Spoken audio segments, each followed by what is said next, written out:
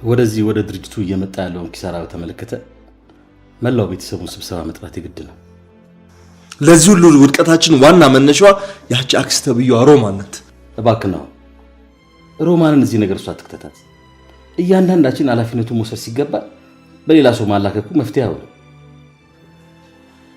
ሲጀምር እሷ እዚህ መጣችሁኝ ያለ መርዳት እንዳልሆነ በደንብ ታውቀዋለህ አይደል? ለነገሩ ቤታችንን ወስደው የለም። ይሄን ያለማ በአንድ ሰው መጥፎ ስራ የተነሳ ሙሉ ለሙሉ ተስፋ መቁረጥ የለብንም። ዳድ ይኸውልህ እያንዳንዱ የሥራ እንቅስቃሴያችን በሙሉ ቆሟል። እስኪ ቆይ ምንድነው የሚወጣል? የኔ ልጅ አንተ ራሱ ካንተ የተማርኩት ትልቅ ነገር አለ ትልል እሱን አስብ እንጂ። ምንድነው እሱ? በየትኛው መከራ ውስጥ ተስፋ ለመቁረጥ። ምን ላድርግ ዳድ? ነገሮች ሁሉ ተስተካክለው ከሚስቴ ጋር አንድ ምዕራፍ ብዬ ህይወት ጀመርኩስን እንደገና መልሶ መሰናክልና መዘዝ አያጣንም። አሁን ደግሞ እንደገና የዳጊ መታገት ፍርሃት ውስጥ እየከተተኝ ነው። በእርግጥ የዚህ የኮማንደሩ ጉዳይ በቀጥታ ወደ ቢሳችን እንዳይደርስ እኔ ራሱ እንዳባት በጣም ፈርቻለሁ። ስለ ኮማንደር በሉ ትላንትና በሚስጥር ሳጣራ ትላልቅ የጉምሩክ ሰዎችን ባለስልጣኖችን የሚያቅ የሚጋብዝና እንዲሁም በከተማ ውስጥ ስሙ የናኘ ትልቅ ሰው እንደሆነ ተረድቻለሁ። ስለዚህ እሱን መጋፈጥ ለኛ ቤተሰብ በጣም ከባድ ሳይሆን በነገር እንዴ ቆይ ዳድ ሲጀምር አገሪቱ ህግና ስርዓት የራሱ መመሪያ ያላት አይደል እንዴ? ህጉን የሰሩት ራሳቸው ባለስልጣኖቹ ናቸው።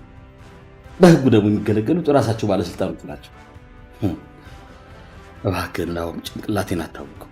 በትናንት መከራ ውስጥ ያለፉ የቆሰሉ ልቦች ዛሬ ፍትህ ለማግኘት የሞት ሽረት ፊልሚያ ውስጥ ገብተዋል። በስልጣን ጥላ ስር የተሸሸጉ ወንጀለኞች ሲጋለጡ፣ በገንዘብ ማዕበል የፈረሱ ቤተሰብ ደግሞ አዲስ ሴራ እየተሻረበ ነው። ዛሬ ሲምባ አስፈሪ በቀል፣ የዳጊን መታገት እና የሮማን አደገኛ የቢዝነስ ጨዋታ በዝርዝር እንመለከታለን። ሲምባ ማንም ሳይጠረጥረው የኮማንደር በሉ መኪና ውስጥ ገብቶ ከወንበሩ ጀርባ ተደብቋል። ኮማንደሩ ልክ መኪና ውስጥ እንደገባ ሲምባ ስለቱን አንገቱ ላይ ይደቅናል። ኮማንደሩ በድንጋጤ ይንቀጠቀጣል። ኮማንደር በሉ በመርበትበት ሲምባ ሲል ይደነግጣል። ግን እኮ ልጅን ያገዝኩት ነው አይደለም፣ እኔ እዚህ ጉዳይ ውስጥ የለውበትም እኮ ይላል። ሲምባ በቁርጠኝነትና በቆራጥነት ያለምንም ቅድመ ሁኔታ ዳጊን አሁኑኑ እንዲለቁት ታደርጋለህ። አንደኛ በፍጹም ድምጽህ እንዳይርበተበት፣ እንዳይጠረጥሩ ደውል አሁኑኑ ብሎ ያስፈራረዋል። ኮማንደር በህይወቱን ለማዳን ሲል እየተንቀጠቀጠ ለሌሎቹ ይደውላል። ሄሎ ይኸውልህ ዳግምን ልቀቁት፣ በቃ ምንም አልተፈጠረም፣ አሁኑኑ ልቀቁት፣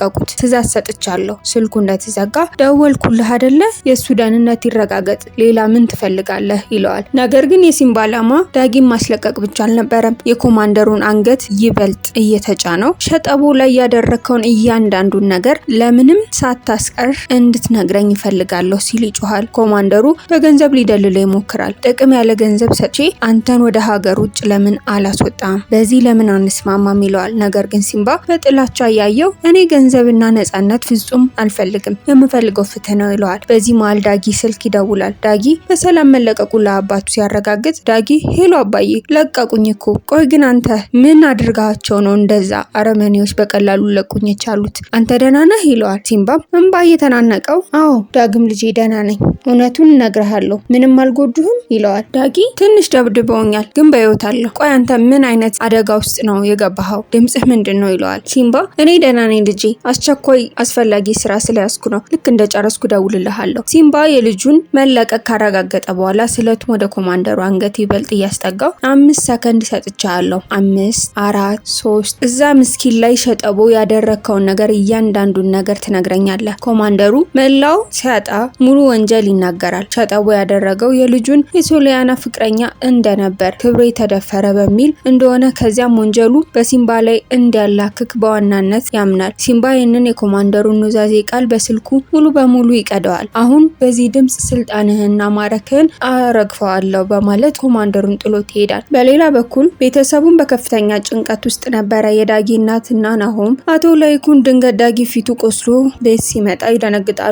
ዝናሽ ወይኔ ልጄ ዳጊ የኔ ልጅ እንዴት ምንድነው የሆንከው? ቆስለዋል እኮ ማነው እንደዚህ ያደረገ እያለች በመርበትበት ትጠይቀዋለች። ዳጊ ደህና ነኝ አታስቡ፣ መጀመሪያ ላይ የያዙኝ ሰዎች የሸጠቦ ወንድም ወንድም ነኝ፣ የበቀል መጥቼ ነው ሲሉኝ ሁኔታቸውን አውቀዋለሁ። የኮማንደሩ ሰዎች ናቸው። ወንድሙ እና አቶ ላይኩን በቁጣ ተነስተው ይህን ያደረገው ኮማንደሩ ከሆነ ስልጣኑን ለግል ጥቅሙ ከተጠቀመ ፍርድ ቤት አቆመዋለሁ፣ ልኩን አስገባዋለሁ፣ በህግ መጠየቅ እችላለሁ ይላል። ነገር ግን ዳጊ የኮማንደሩ አደገኝነት ስለሚያውቅ ቤተሰቡን ሊጠብቅ ይፈልጋል። ኮማንደሩ ምን ያህል አደገኛ እንደሆነ እናንተ አልገባችሁም። ከሱ ጋራ መጋፈጥ ማለት እሳት ውስጥ እንደመግባት ነው። ይህ ፊልም የኔና የሲምባ ብቻ ነው፣ ማንም ሰው አልቃ እንዳይገባ በማለት በጥብቅ ያሳስባል። ዳጊና ሲምባ በኋላ ላይ ተገናኝተው የኮማንደሩን ድምጽ ኑዛዜ በብዙ ቦታ እንድናባዘውና እንድናስቀምጠው ይወስናሉ። ይሄን ብሎ አባቱ ምን ያህል ጨካኝ እንደሆነ እንድታውቅ ዋናውን ኮፒ ለኮማንደሩ ልጅ ለሶሊያና እንደሚሰጣት ሲምባ ይናገራል። ታሪካችን ወደ ሌላኛው መስመር ሲዞር የላይኩን እህት የሆነችው ሮማን እና አቶ ተሰማ ተቀምጠው ሲመካከሩ እናያቸዋለን። ሮማን ወንድሟ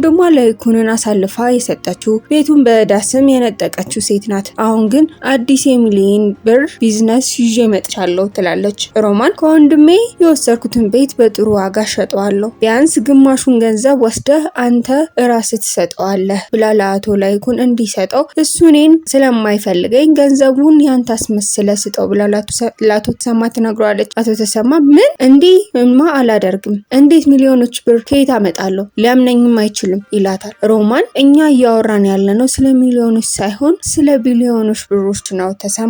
ምናልባት ይህንን ትልቅ እድል ህይወታችን ድጋሚ ላናገኘው እንችላለን። ከኔ ጀርባ ሆኖ በማናጀሬ በኩል ሁሉንም ነገር በሚስጥር እጨርሰዋለሁ። ላይኩን ፊት ለፊት ማናጀሬን ስለሚያየው ትልቅ ቢዝነስ ማን መስሎ ውሉን ይዋዋላል። ብቻ የኔን ስም በፍጹም እንዳይነሳ። ተሰማ በሀሳቧ ትንሽ ቢስማማም ላይኩን ያለ ፍላጎቱ በዚህ ተንኮል ውስጥ መግባት ስላልፈለገ በሀሳቡ እየተዋጠ ይሄዳል። ልስብበትም ብሎ ጊዜ እንድሰጠ ይጠይቃታል። ይህ ሁሉ ውጥረት ባለበት በዶክተር ፋኑኤል እና አምራን መካከል ደግሞ ሌላ ቀለል ያለ አስቂኝ ፍቅር ይስተዋላል። በምግብ ቤቱ ተቀምጠው የልጁን የእናቱን ኃይለኝነት እያነሱ ይጫወታሉ። አምራን የእውነት ነው ፋኑ ከአንተ ጋር ሲሆን እረፍትና ሰላም የሚሰማኝ፣ ለመሆኑ እናት መች ነው የሚመጡት ትለዋለች። ዶክተር ፋኑኤል ማታ ነው የምትመጣው፣ እሷ ሰርፕራይዝ ሳይሆን ማስደንገጥ ነው የተያያዘችው። እኔ የምፈረው ከገጠር ሌላ ሚስት አምጥታ አልጋዬ ላይ አስተኝታ ይቺ ናት ሚስት እንዳትለኝ ነው። አምራን እንዴ እናቴን ያክል ጨካኝ ናቸው እንዴ?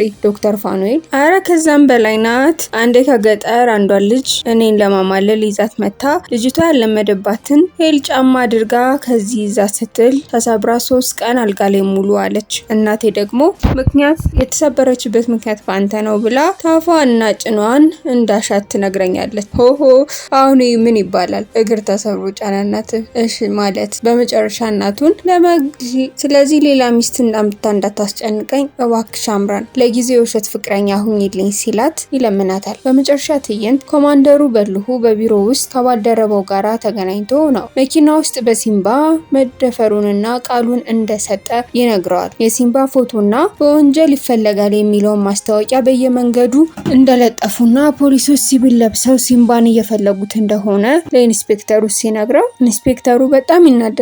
እንዴት ይሄንን ታረጋላችሁ? እየተፈለገ መሆኑን ሲያውቅ እኮ ይጠፋል። እንዴት ይሄን ያክል አመት ሰርተህ እንደዚህ አይነት ስህተት ትሰራለህ ብሎ ይጮህበታል። እኔ የምፈራው የቀረጸኝን ድምጽ ለልጄ ከሰጣት ነገሩ ሁሉ ተበላሸ በማለት ስጋቱን ይገልጻል። አሁኑኑ ፈጥናችሁ ፋይሉን ከነ ሲምባ አጡት ብሎ ትዕዛዙን ያስተላልፋል። ተመልካቾቻችን የዛሬው ታሪክ ጉዞ እዚህ ላይ ያበቃል። የሲምባ የድምጽ ማስረጃ ለኮማንደሩ ልጅ ሶሊያና ሲደርስ ምን አይነት የቤተሰብ መተረማመስ ይፈጠር ይሆን? ላይኩን ሳይረዳው በሮማንና በተሰማ የቢሊዮኖች ብር ማጭበርበር ውስጥ ይገባ ይሆን? በሚቀጥለው ክፍል እስከምንገናኝ ድረስ ታሪኩን ከወደዳችሁት ላይክ በማድረግና ለቤተሰቦቻችሁ በማጋራት ሀሳብና አስተያየታችሁን በኮሜንት አጋሩን። ለቻናላችን አዲስ ከሆናችሁ ሰብስክራይብ በማድረግ ቤተሰብ ይሁኑ። በቀጣይ ክፍል እስከምንገናኝ ድረስ ደህና ቆዩ።